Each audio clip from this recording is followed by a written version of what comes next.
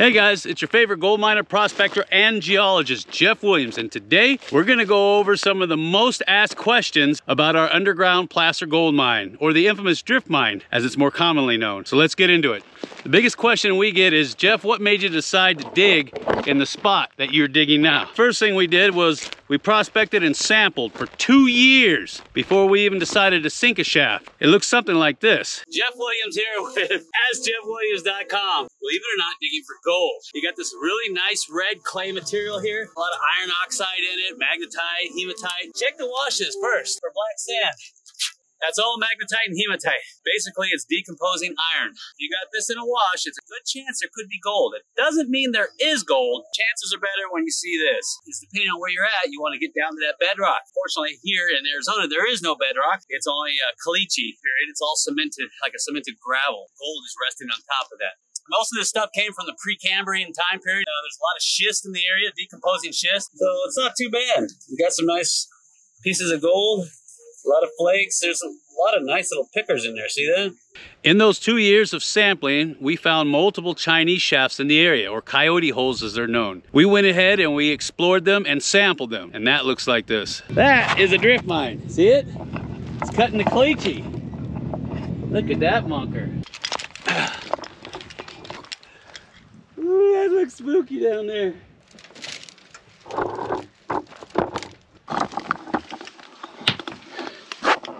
Well, there's the bottom. Look how loose that is. Yeah.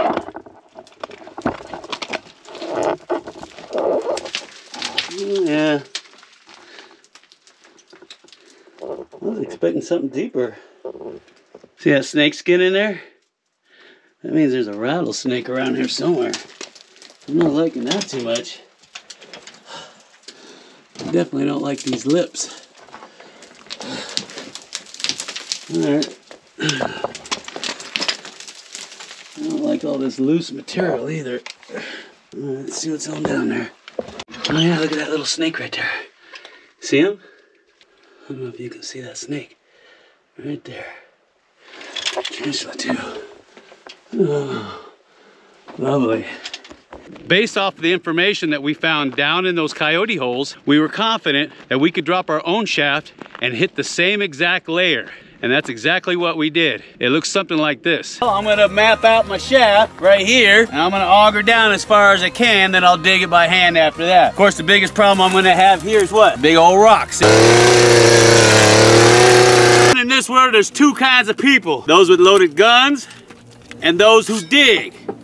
Today, I dig. 16 men on a dead man's chest.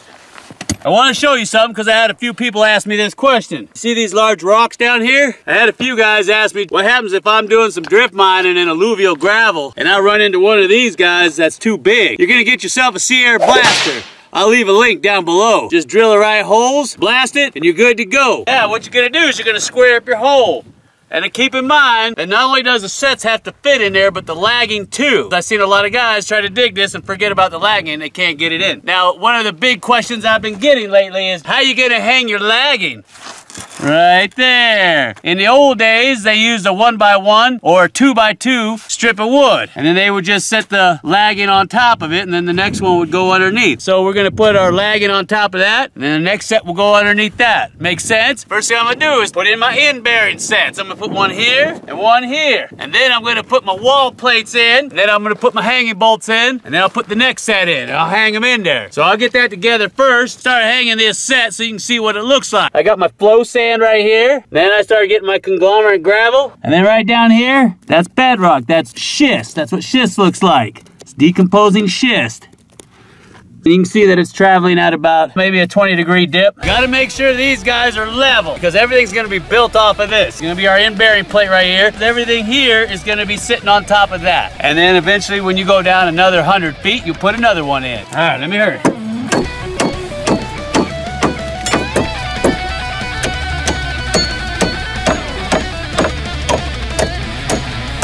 collar sticking up high enough to where all the other dirt can't come in. And I'll fill it and you'll see what that looks like. And of course you want your collar to be high so no dirt and rain and stuff like that gets in it. And look at that, I got room for my lagging back there. See my lagging strip? Back in there.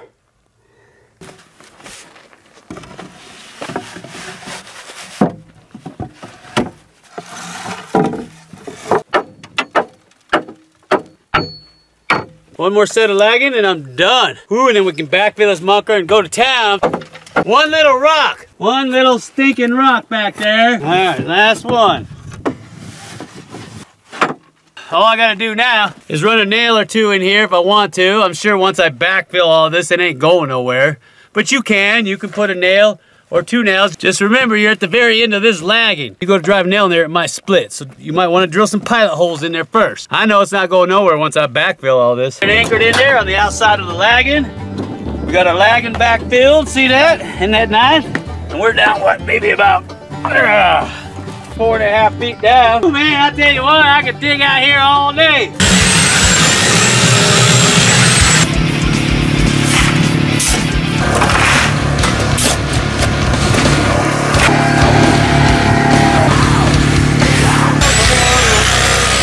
When you're putting your sets in, you're gonna set them on top of bedrock. If not, you're gonna have to go down another set. If not, then you're gonna have issues with sand flowing in around the bottom here. So that's why I say you need to put your set on top of bedrock. That's what the old timers did. Now, if there's no bedrock for you to put your set on, before you start putting dirt around there, when you get your first set in, you're gonna put what? Expansion foam inside of there. And that'll keep the sand from dropping down. If not, you're gonna have to put a whole bunch of rocks and brush and burlap, whatever you can find in there. Now, our first shaft was 20 feet deep. That's where the pay layers were that were sitting on top of caliche beds. Now, keep in mind, these are not cemented caliche beds. Those come later, and we found out the hard way just how difficult it is to cut through fine grain cemented caliche. But these layers were paying off, and it proved our point that there was gold in that specific zone. So once we got to that depth, we started drifting, thus the name drift mining.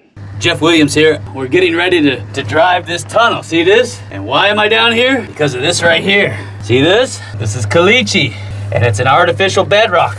And right over here, I don't know if you can see it, see these gravel zones? They're rested on top. And right here, I've got traces of gold right in this zone. I'm working this space right here. It don't look like much, but I'm gonna start driving a drift, and I'm gonna drift along this bedrock and get the gold out, because there's nice color in there. There's not a lot, but there's a little bit on top of this caliche. And then in the process, I'm gonna show you something most people don't talk about, and that's how to properly shore up your drifts. Right now I'm working in what a conglomerate with caliche. Very important when you go to shore that up, how you shore it up. I'm gonna explain it in great detail, the better way to do it. Now keep in mind, this was back in 2016, and we initially started in 2014. And now we were finally pulling up pay dirt off of the top of these caliche beds as we were drifting along the top of them. And the drift mine was born.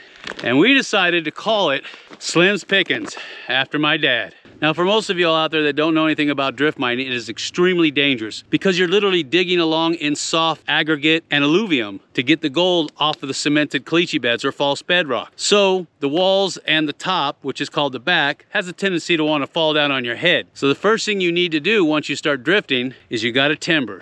And it looks something like this. We're gonna be lagging a set together today. The spread should not be more than 5 feet. When you're working in really soft ground like clays and muds and sands and things like that, you might wanna just make each set about 2.5 feet because it'll increase the strength of this lagging. If you're gonna be tunneling in something really soft, there's a technique that you use for that, and it's called using a boom. A boom basically is integrated into braces. As it slides out, creates a level of protection, keep the back from sloughing off on top of you. I would use one of those if you're working in sand, soft dirt. I'm gonna have a timber here, and I'm gonna have a timber here. If you're in sand or clay, you're gonna need one of these, a foot plate or a base plate. This creates a nice base for your post to sit on. You gotta make sure that you carve out enough room for the new set and the lagging that goes with it to fit. Nothing smaller than a 4x6 down in these drifts. 6x6 is great, 8x8's even better, but that's usually getting up into your hard rock stuff. So you're gonna use some lashing to hold these new columns to the last set, and that way they don't flop forward and back. I got my lashing in. Now, just to make sure that I'm sitting right, I went ahead and put my cap on. Now I can take my cap off and I can start working with my lagging. If you got any room between your post or your cap or your lagging, you need to support it with something like blocking or backfill or something like that. You don't want any gap between your lagging or the top of your cap or the sides of your post, because you want this whole thing wedged into place. And if the earth starts to shift or move, you want it tight in there so it doesn't have any room to move around. The last step, which is to put the lagging on the back. Now I have a lot of people who are gonna argue with me. They'll say, Jeff, put the collar braces in first and then put the lagging in for the back. No, I don't like doing that. I have more room and more clearance if I put the lagging in first and then I'll put the collar braces in last. And now I've already measured, and that's why I've got the lashing on here to keep everything in place. All I'm gonna do is slide it forward and then bring it over here like that. Now, like I said, there's nothing holding them in. No screws, no spikes, no nothing. They're just sitting in there. So what you need to do is, if you got any gaps up there, you need to block it, you need to shim it, backfill it, something. You gotta make it nice and tight in there. There can't be no spaces in there. We'll cut up in there like that. All right, so when you put your collar brace in, half of it's gonna be down here on the bottom of the post. The other half is gonna be up here on the cap. Holds these two pieces from moving around. And then I'm gonna put a little square piece of wood here to keep it from shifting down. Nice and straight compared to our lagging up here. I got him secure, and we're right up against the butt here of our spreader. Looks pretty good. Remember that these are the hardest to do when you start curving, because a lot of the variables and the geometry, everything changes. You better make sure all your cuts are right, because everything might look right on paper, but when you get down here, everything's different. If you're serious about dropping your own drift mine, I highly recommend you read the PDF file by the Idaho School of Mines of How to Timber a Small Mine. I'm gonna leave a link down below. And as a wise old miner told me once years ago, fasteners are not load bearing. Now, I'd say about 2 years into the process of digging this drift mine, we realized that we weren't on top of the best pay layers. In fact, we'll find out later on that's another 20 feet down. So we started dropping incline shafts. In fact, one of them required us to manufacture a slusher because it was getting tight. That looks like this.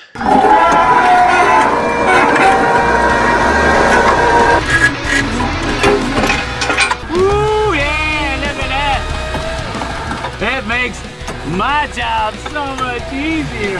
Woo, yeah, look at that.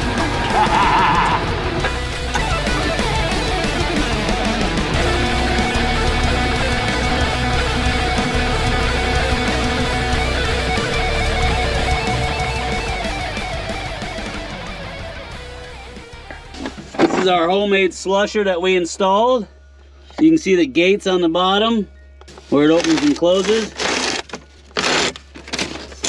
This would be called a transfer point, because you're transferring it from one section to another, and then from here it would take it up to a second transfer point. The way the slusher works is we've got 2 winches on it, and they pull the slusher back and forth, which scrapes the material up into the hopper here, the bin, and then it dumps it directly into the 5-gallon buckets. So we'd mine everything out, dump it down here, and then just slush it up here into the 5-gallon buckets. It made mining a whole lot easier. And there are some of my friends that follow me everywhere. There's Bud, Charlie, Thomas, and of course Rufus right over there on the corner. Now, shortly after that, we started drifting in another direction away from the main workings. And this is where things got interesting, because the ground started to get really soft. And me and my wife continued timbering through that soft alluvium for a good 60 feet. And of course, it paid off in more ways than one by us accidentally tapping into an old Chinese shaft that was covered up. And that looks something like this.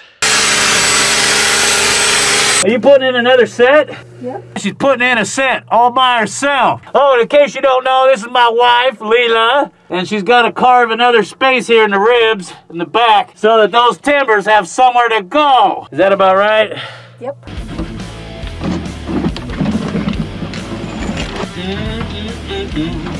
And of course, this is where we punch through in the old Chinese workings. All right, you guys have seen this. There's the drift on the bottom. And that's on an old river channel because the rock, the caliche, is actually rounded and smooth.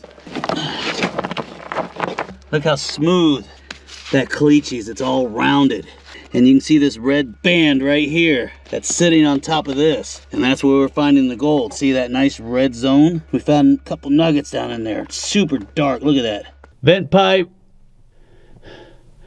And then that looks like the top there, they sealed it off. All right, now we've already pretty much found the entrance to this shaft. And it's a no-brainer. There's a depression there, and it looked like an outhouse used to sit there, but I think it's the entrance to this shaft. I'm gonna leave the camera down here. I'm gonna go up on the surface. I'm gonna show you what we found up there. Hopefully we're in the right spot this time, because I made a miscalculation and we were in the wrong hole. And I don't want to hear no jokes about that. All right, so what we're gonna do is I'm gonna metal detect, see if I can detect any metal down in there. I gotta be careful, because this one looks a little bit more dangerous than the other one. Listen.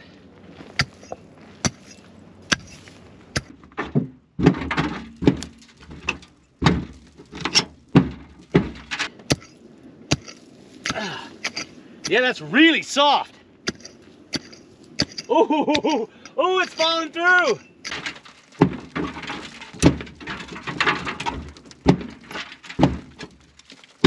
Finally broke on through to the other side. Did I tell you mine'd make a crazy man out of you? Now I know you're thinking, Jeff, that's all fine and dandy. What are you gonna do, haul it up 1 5-gallon bucket at a time? We're going full size on this monker. We're gonna start hoisting it up with a bigger bucket. We're gonna widen this up just a little bit, frame it up, and then use this as our haulage shaft. Open this up, and then we can bring in all of our muck or our gold coming through there, and then just hoist it up. And of course, we'll open this up, because I know there's a ton of gold in here. And in fact, some of the biggest nuggets we've ever found have come from that particular level on top of the cemented caliche beds. It's phenomenal gold, gold like we've never seen before. Some of them 3-ounce nuggets. Just amazing. That's at least a 2-ouncer. That's what it's all about right there. Isn't that the nicest piece of gold you ever saw? Look at that, not bad for one day, huh? That's what it's all about right there. We realized that we needed to build an ore cart with track and a skip bucket. Now, because an ore cart won't fit down the shaft, we're gonna have to do just like the old timers did, and we're gonna bring it down piece by piece, and then we're gonna reassemble it piece by piece.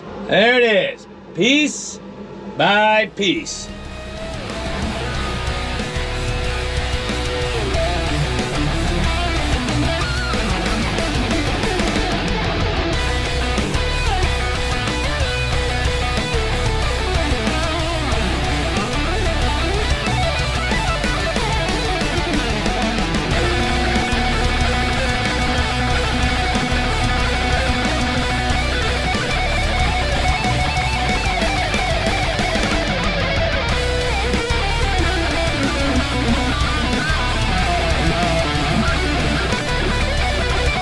Not only dumps, but it also rotates just like a regular ore cart. And it's got the latch on it too. I can twist it from side to side, and it's so balanced, it just one-handed I can do this. And there's a little dowel right there that goes up into this hole. So when you close it,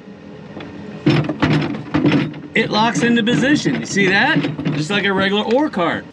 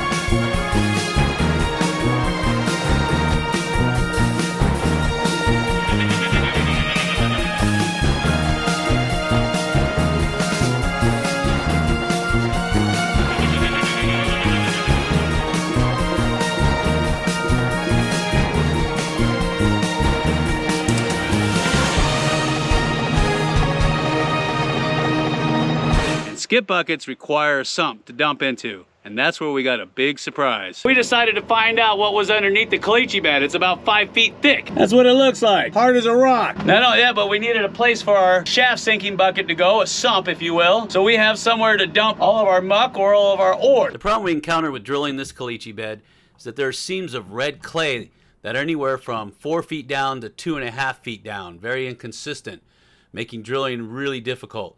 We sampled this and found small bits of gold in it, and we think that it connects with underground aquifers that feed to cocoa weave. We got 20 holes drilled. We got 16 for our shaft sinking bucket and 4 for the manway.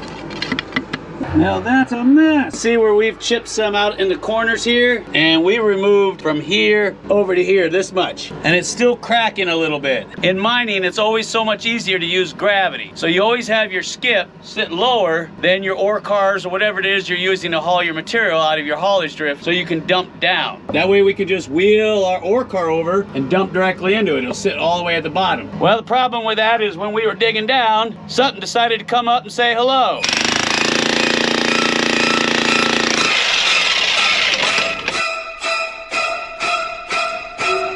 Now, we did as much research as we could on what it could be. We still don't know. The closest thing we found was there's old research papers that indicate that during the time that there was an inland sea here, there was definitely some kind of large worm creature that was living down on the ocean floor, the seabed.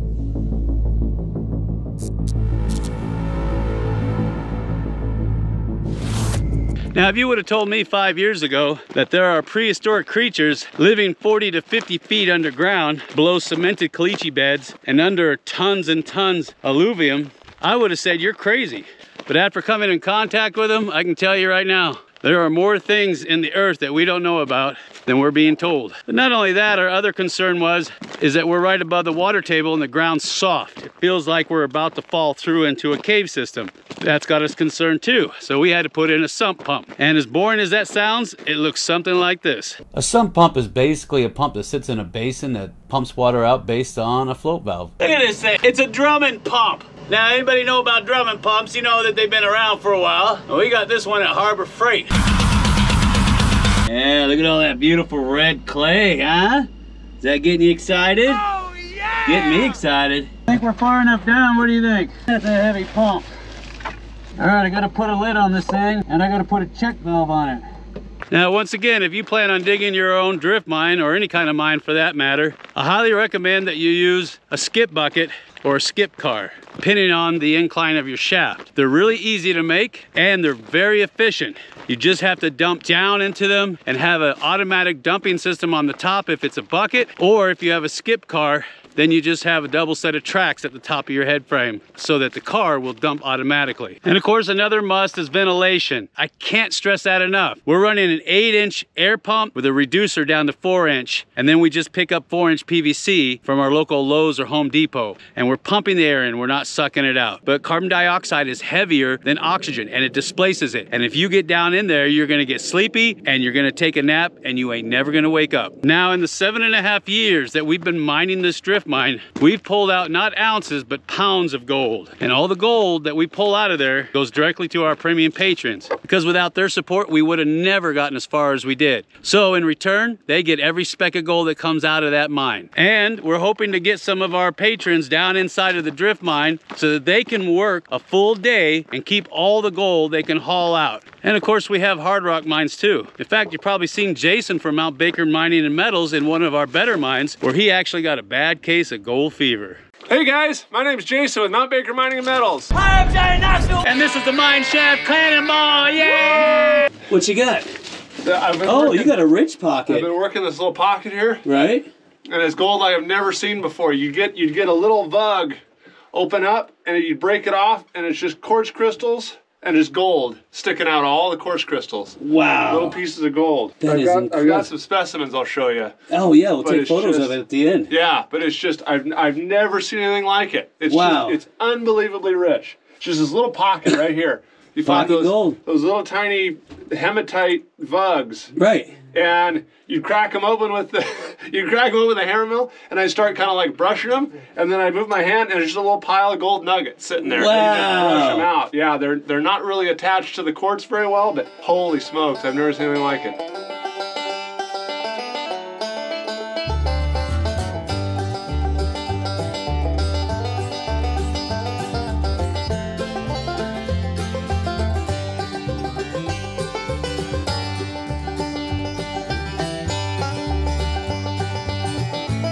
Now we're currently in the process of getting these mines safe enough so we can get our patrons down there so that they can have the experience of what it's like to get the gold out for themselves. And of course, all the gold they can mine out, they get to keep. And if that weren't enough, our premium patrons get to come out on our 3-day gold mining tours where they get to metal detect or dry wash and keep all the gold they find. And as a final token of our appreciation, we also give away brand new Minelab Gold Monster 1000 metal detectors every month. And the nice thing about becoming a patron is we have tiers for everybody's budget. And now's the perfect time to sign up because we're going to be starting tours up here in about a month or so. Now, if you want to get involved with any of this, all you got to do is look for the little icon at the end of the video that looks something like that.